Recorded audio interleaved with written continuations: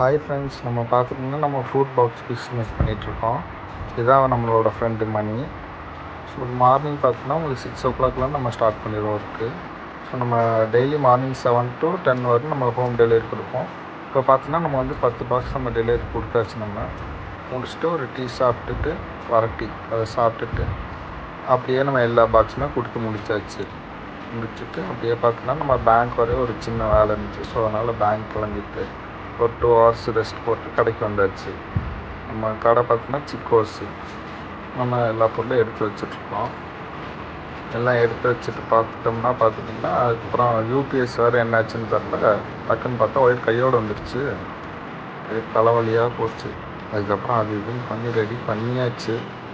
Ready பண்ணிட்டு பாருங்கள், light எப்படி எரியுதுன்னு பாருங்களேன், நல்லா எரியுது.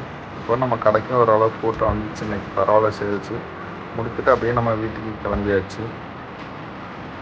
அதுக்கப்புறம் வேறு என்ன, நாளைக்கு பார்க்கலாம்.